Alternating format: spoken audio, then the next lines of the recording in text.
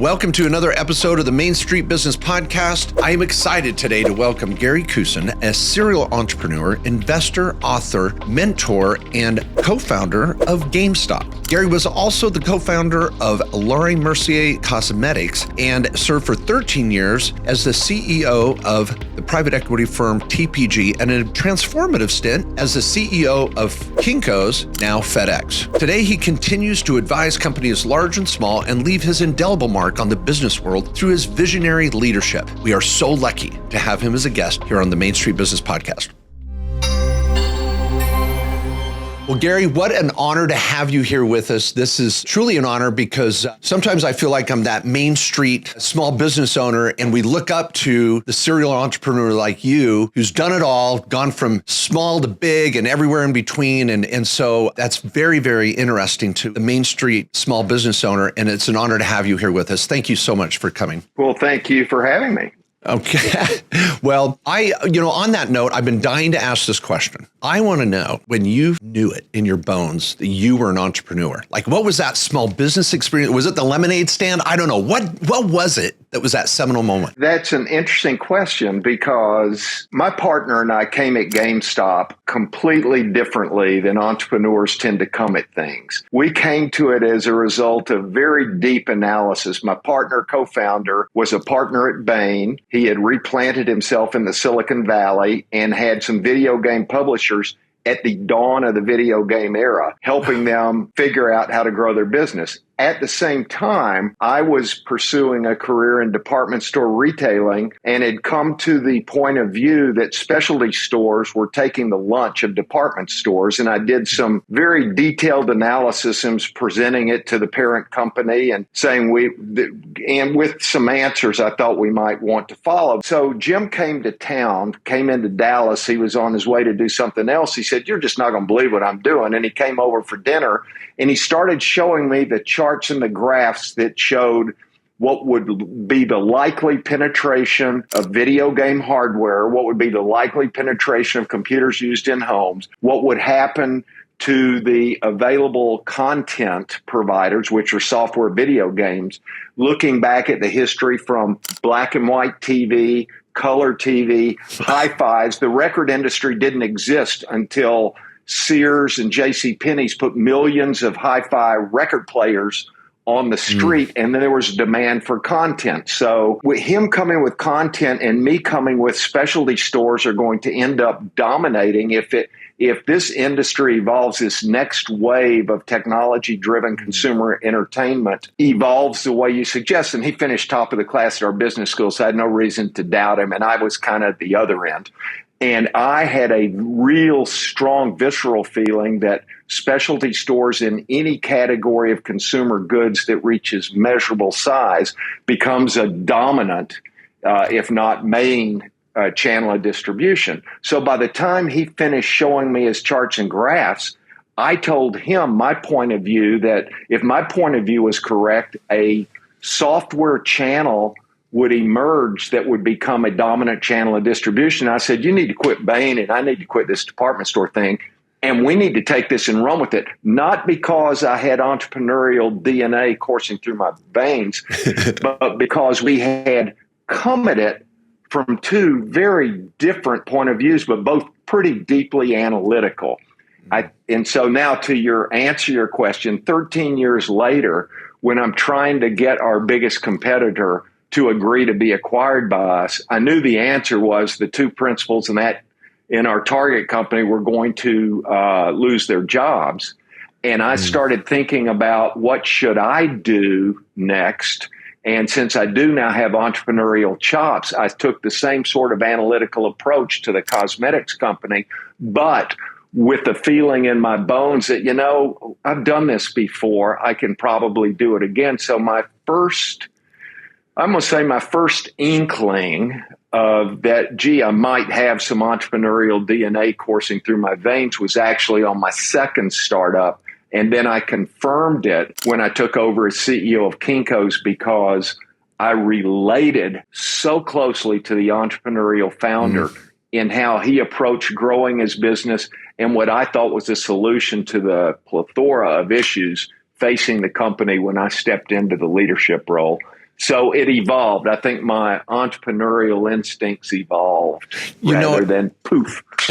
No, I hear you. And it was funny. I felt there was like something subtle there that you said. GameStop was strategic. You knew what you wanted. You had a plan. And then with Laura Mercier, you were like, it sounds like you were like, this is fun. Like it was a different motivation, maybe. I don't know. Yeah. I didn't have the uncertainty about, like, one of our first mentors, Ross Perot, always used to say, you can be the best farmer in the world, and if it doesn't rain, you won't bring in a crop, which was the way he tipped his hat to the perils of entrepreneurship.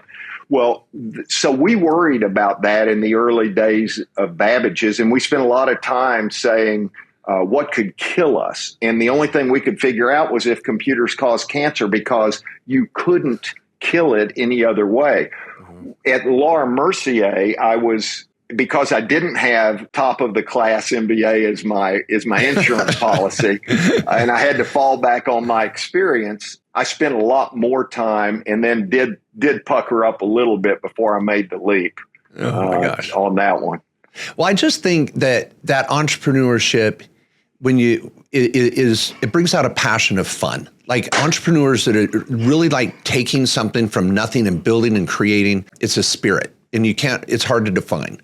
That is correct. And that I had. So I was kind of the back of the house operations guy. My co-founder was kind of the Wall Street investment banker kind of guy. So my office opened into the warehouse, and I'll never forget walking in the warehouse one week at Christmas when we had 24 dock doors. They were all working. We were shoving out close to 700,000 video games a day, had hundreds of people. I stood back there looking, and I started crying because I remembered before our first store was open, and I was in the warehouse by myself with a pile of software that was just piled on the floor, trying to figure out how to sort it out.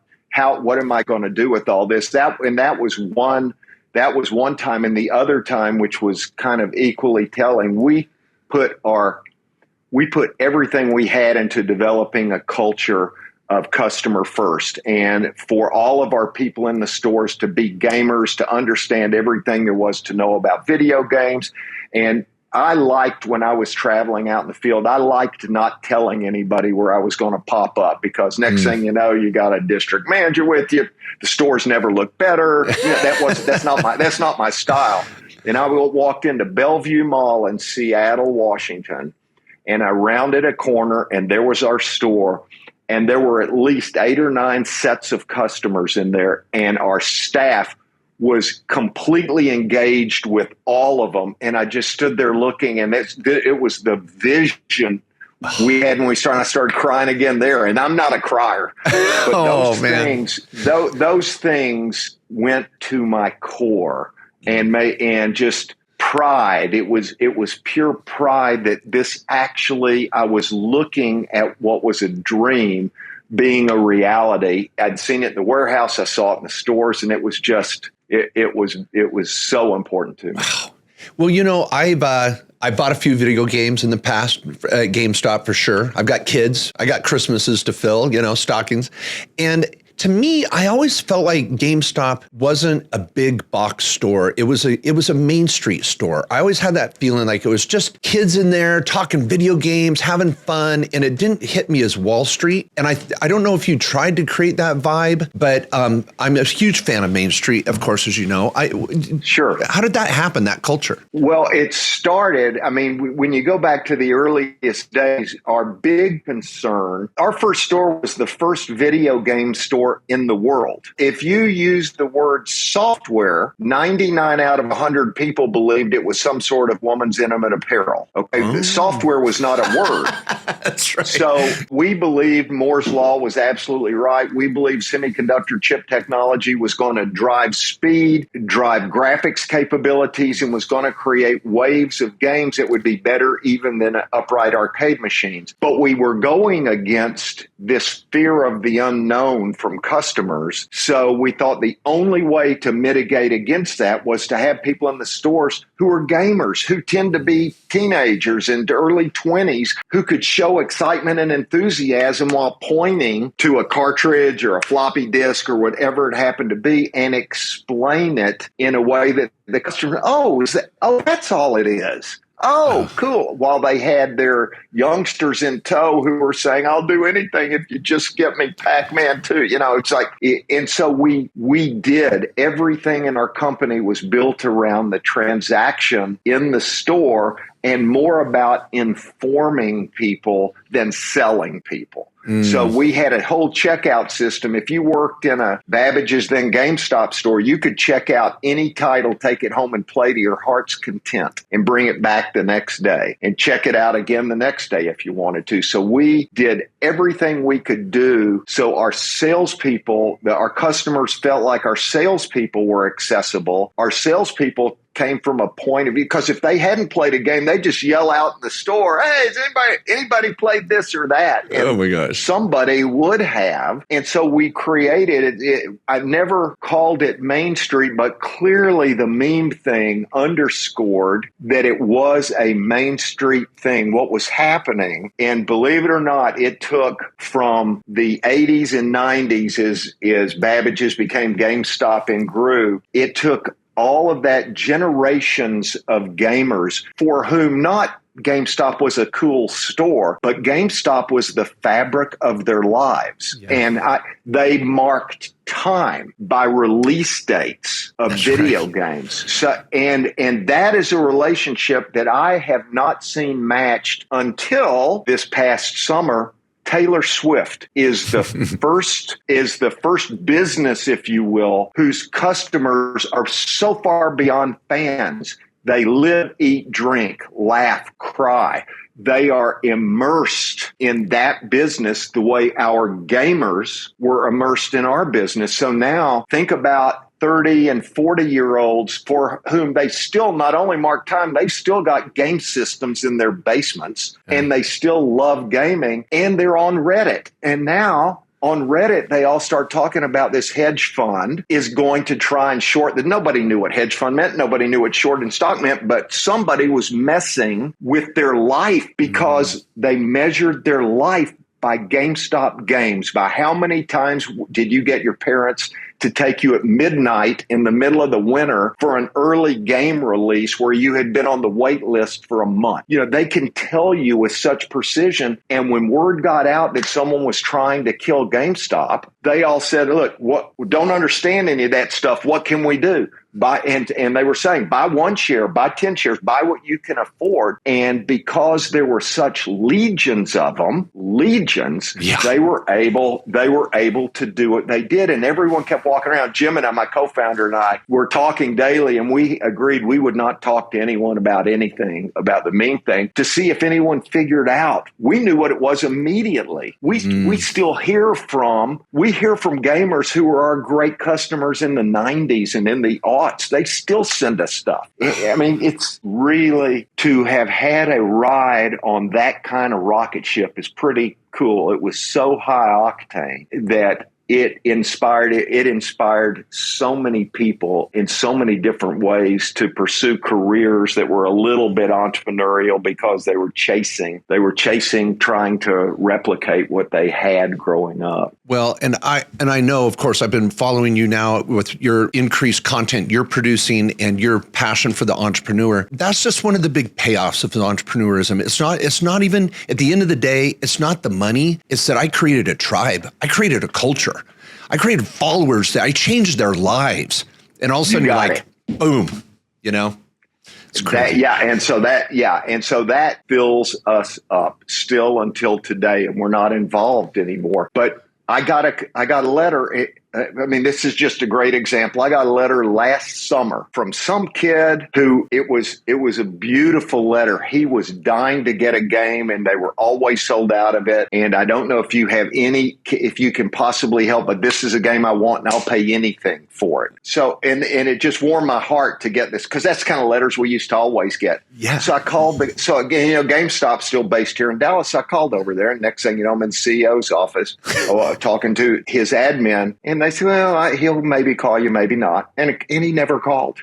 Mm-hmm. And it's not me and an ego thing. That he had no clue about the customer relationship and how do you keep the glue in a customer relationship that transcends decades and generations of people.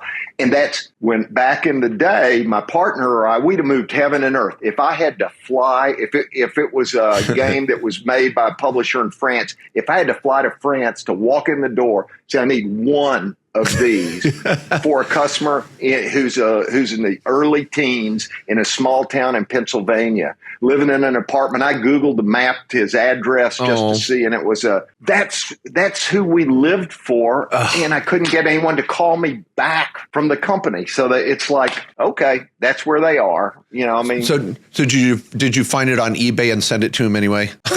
No, I didn't. In fact, I called what I did, and shame on, I did not follow up. There was still a person there, a senior officer of the company who I'd hired, and I sent it to him. And I'd be surprised if the person wasn't taken care of. Oh, that's good.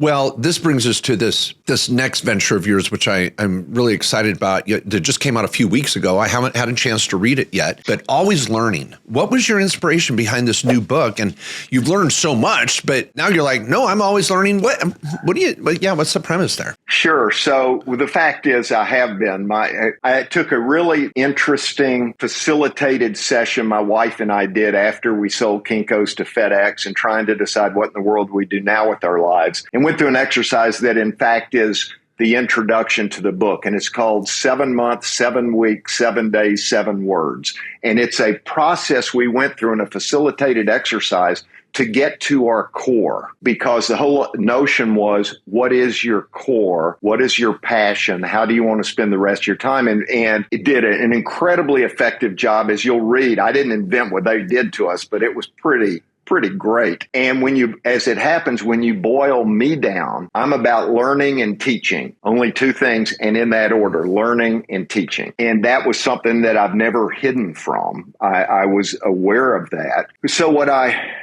I started thinking about, as it also I talk about in the book, I've had over 1,000 mentoring sessions over the last 20 years, and I never went looking for them. And that is literally culling through my calendar for 20 years to figure out how did I do that. And what would happen is people would come. I'm not a normal mentor in that sense. I was episodic. So somebody who I might have worked with or was a friend would call me and say, I've got this really sticky problem. I'm not sure how to think about it. Do you have a minute for a cup of coffee? I'd really appreciate it. And by the way, if you've ever been on a team and I've been on the same team, I drop what I'm doing till today to be helpful, because we all worked together. We took a hill, we had success, and I'm forever connected to them. So I started doing that. And next thing I knew, I was hearing from other older team members and others, and then people who weren't team members, but were told by team members to call. And every one of them had an issue. They just wanted input. So fast forward, and I can talk about my mentoring style, which is 180 degrees off anybody else's. But what's ended up happening, I started noodling around on how can I mentor more broadly? I hate to just one person. Yeah. You want to impact a big group. Yeah. Well, and what happens is I learned very early on that I have this very closely held belief, kind of has two parts to it. One is everyone in the world carries around their own baggage with them. And inside that baggage is every good and bad thing that's ever happened to them in their life. And it informs their worldview so that everyone views the world through a prism of their own making, literally colored by their experiences. So if I believe that, and I believe that those prisms are unique as fingerprints are, where would I get off as a mentor telling someone this is what you should do? I hate the word should. It's a word that makes my skin crawl in the mentoring business. And so what I did is I started telling stories. At business school, I learned everything in the Socratic method of teaching. You have case studies. I loved that. Yeah. And what I really loved was the Socratic method of teaching that the professors used. And I started using that when someone would sit with me and talk to me about an issue. I would just start asking questions. And I could see that my questions, if I asked questions kind of correctly and sequentially based on what I was hearing, I could get moved to, what do you think are your alternatives? Let's kind of go through, tell me what you think your choices are. And next thing you know, you watch their face and they're having a little mini aha moment. But what I was able to do that really triggered a little faster was, because I have been involved in so many different businesses, I do have a world of stories. And so I was able to start, when I was talking with people in a mentoring situation, I would invariably get to a point and I'd go, look, I think I experienced something not too far off of what you're talking about. Let me just tell you what I was faced with. Let me tell you how I thought about it. May or may not be of value to you, but maybe it is. And then I would tell a story. And I ended up, and over the years, I've converted kind of everything I've ever done into a whole series of stories. And it occurred to me, especially in the last 10 years, where when I talk with my buddies and I tell them things, I played all my cards very close to my vest during my whole career. And I started talking about these stories, and people would say, you need to write a book. That's incredible. And so now I'm thinking, okay, my stories help with mentoring. I want to figure out how to mentor more broadly. Maybe I ought to write a book of my stories with my learnings at the end of each part, so that people who are earlier on in their own journeys can get to read kind of a lot of really funny, fun. Some of them are very sobering, but a lot of stories that I only picked the ones that had really interesting kind of punchlines to them. And I thought this might be a way to help people, and early returns say I might be onto something with that, because they are stories, and they range from, in which you'll get to if you read the book. For instance, on 9/11, if anyone wondered how the United States had photos of every terrorist going through the airports on 9/11, they had it by 9/12.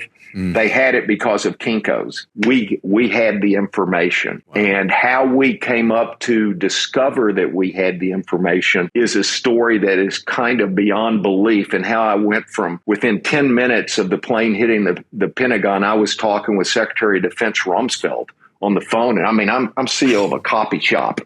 And the whole story, how all that rolled out, is just, when people hear it, it's like, you are kidding. And well, don't say anything more, because now everybody's going to die to buy the book. This is good. No, and there are a bunch of other stories but they all really do kind of have lessons. And I broke the book into 7 different parts. And at the end of each part are a couple of pages of what I think were my lessons learned. And it really culminates in the book. I developed a set of leadership principles, which I use for the last 20 years, that have really become my North Star in business, based on things that have happened to me, the baggage I'm carrying around with me. And I talk about them, how I came to them, and why they're so important to me that they rise to the level of 6 leadership principles. So the book it's got a reason for being there, but what I'm hearing early on are these stories are friggin' nuts. And there are people who know me and they go, how can I not know that story? It's because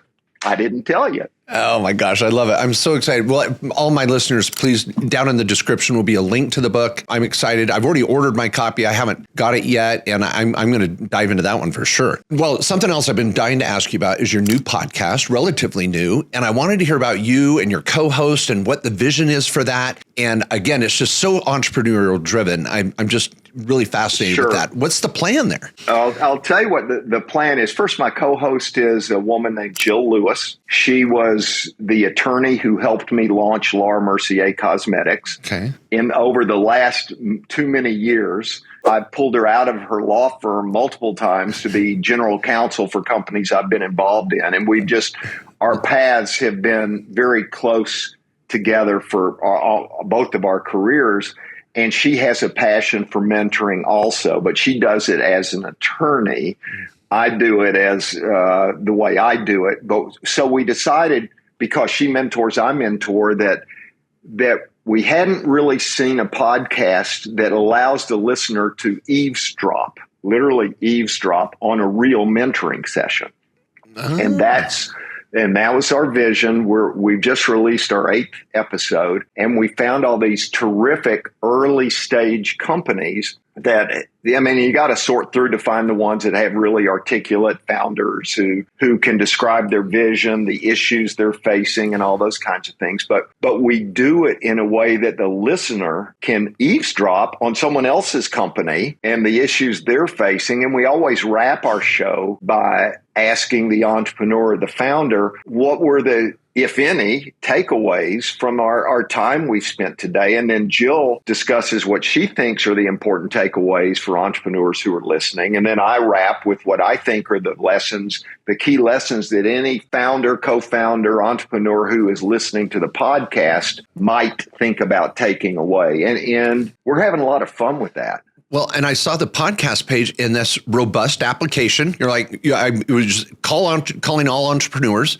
If you want to be mentored and you're facing a challenge, call us. And I was like, is he wanting to interview him or what? And so I wanted to ask that format. I like that eavesdrop concept. Yeah, that's pretty cool. I wanted to use that in the name of the podcast, but Jill talked me out of it for some reason. I can't remember why, but when Jill talks, I listen. And we are so different. So she comes at things where, like, we had one entrepreneur, and he asked her, I forgot the exact question. He said, well, what do you think about that? She said, gosh, well, other than it's illegal and you could go to jail because of it, I think it's friggin' awesome. It's always like, what? Well, but she's an attorney, and she knew that what he was talking about doing, he couldn't do the way he was talking about doing it. So she isn't bashful about, other than it's illegal, I think it's a great idea.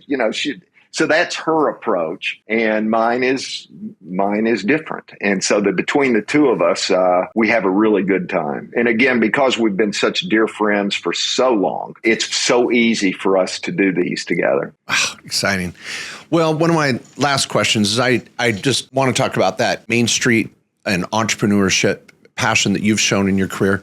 What's your feelings about the entrepreneur on Main Street and what they're facing today, and any advice or some vision for them? It's tough out there in a lot of ways. Very good question. Yes, I think one of the things that I talk about a lot is I think that entrepreneurs are done a disservice by people telling them to find their passion and pursue their passion. And I will always default to the founder of Waste Management and say, do you think the founder of Waste Management woke up one day, I've got real passion for waste? And yet it's a multinational, enormous company doing so much good, but that's not a company people would have had passion about. They wouldn't have, the people who started U.S. Steel, the commodity businesses, they didn't have passion for them. They found an issue. They found an opportunity that they thought could be an opportunity for someone to step in and be better, smarter, faster, or whatever else. And they did something about it. And I guess, so I urge entrepreneurs to not have blinders on where you're only willing to say, I only will do something that fits my idea of a great aspiration. I think you leave a lot out versus opening the aperture fully to view the world around you. It's funny. I was doing a little class workshop, and I was talked about, this was kind of a reality check for me, what you're talking about 10 years ago. I was doing this class, and I was like, hey, what are you passionate about? What's your hobby? Let's make money at it. And one guy, and I'll never forget it, I say this quote often, he's like, why do I want to ruin my hobby trying to make money at it? That's a smart friend. Now, I'd invest behind someone like that. He's thought about it, and he was unfettered by conventional wisdom. I love that. Yeah, it was so refreshing, and I like the way you summarize it up. Find a problem you want to solve that you can solve and make money at, and make it a mission, a purpose. That's cool, but your passion. Let's save that for after hours. So that's where you go rejuvenate and recharge, and you're doing this so you can have that passion over here. Maybe I don't know. I like what you said. Let's find a problem, solve it. Let's make some money. Sometimes your passion is a different story. Well, Gary, you're just so enjoyable to talk with, so pleasant, and I am so excited about this. These are a lot of new chapters in your life, a new book, a new podcast, and you're like sharing all these great stories and your wisdom and your mentoring. It's so refreshing, and it's wonderful for us small business owners to see someone like you that has done so much and share these stories with us. Thank you so much. You bet. And I appreciate it very much. I appreciate you doing this. This is great. Well, we'll send some entrepreneurs your way and we'll get them interviewed. And great. Thanks again, Gary. We'll see you around.